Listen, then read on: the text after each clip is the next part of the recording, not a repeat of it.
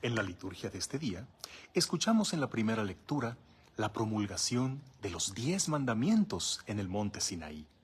Y en el Evangelio, escuchamos de labios del mismo Jesús la parábola del sembrador. Y esto me conecta mucho porque sabemos que la semilla es la palabra de Dios. Y la palabra de Dios por excelencia son sus mandamientos. Es lo más básico de nuestra doctrina. Es el decálogo con el que podemos sintetizar la moral cristiana y es de lo primero que nos aprendemos desde pequeños. Bueno, ¿nosotros qué clase de terreno hemos sido si aplicamos los 10 mandamientos a lo que nos enseña Jesús en la parábola del sembrador? Nosotros podríamos evaluarnos respecto a cómo hemos recibido esta que es la palabra de Dios más elemental en nuestras vidas.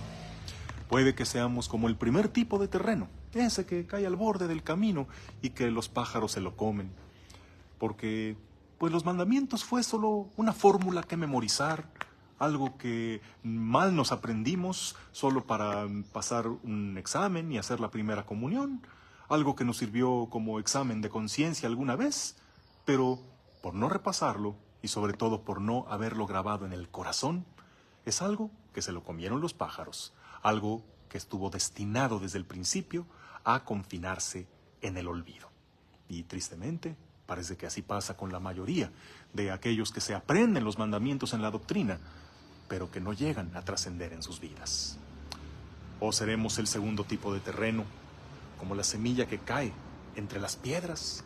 Pues que sí, que pues nos aprendimos los mandamientos y puede que los hayamos aprendido para siempre, pero como fue solo algo de la memoria y no del corazón, como simplemente nos señala lo que está mal, como es solo una lista de prohibiciones para saber en qué pequé, de qué me tengo que confesar, pues es pues algo que empieza a querer germinar, pero se topa con un corazón duro, porque solo se trataba de saber en qué habías pecado, pero ¿de qué te sirve saberlo si no haces lo contrario?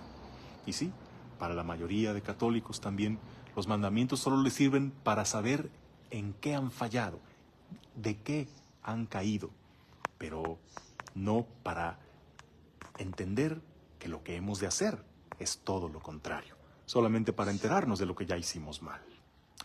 O seremos ese tipo de tierra que crece entre los espinos, la semilla que crece entre espinas. Yo aquí identifico las espinas con esas prohibiciones, con el sentido de que los mandamientos del Señor son solo prohibiciones, son solo pecados de los cuales vivimos sofocados. Para quienes la moral cristiana es algo insufrible, algo imposible de llevar, porque se trata solo de decir no, no. El decir de tantos, oye, pues ¿cómo? Todo lo que es bonito en esta vida o engorda o es pecado. Pues. Y pues tantos terminan abandonando la fe porque no pueden vivir en una moral asfixiante, en lo que todo lo que hacen es pecado, en donde no pueden elegir ni decidir nada porque todo ofende a Dios, porque con todo me voy al infierno. Y algunos exponen la moral cristiana de esa forma tan pobre. No que haya que negar el pecado y su gravedad, sino que si reducimos la moral cristiana a una serie de prohibiciones, a lo que no tenemos que hacer, a lo que es pecado, entonces se vuelve algo sin sentido, algo insufrible. No lo vemos en el sentido positivo de lo que sí tenemos que hacer. Nos enfocamos únicamente en lo que tenemos que evitar y eso, claro, nos ahoga. Todo lo contrario a aquellos que recibieron la semilla de los mandamientos en tierra buena y dieron fruto del 30, del 60, del 100 por uno. Son aquellos que sembraron los mandamientos del Señor en el corazón, que estos fueron una brújula en sus vidas que les orientó lo que debían evitar, pero sobre todo lo que tenían que hacer.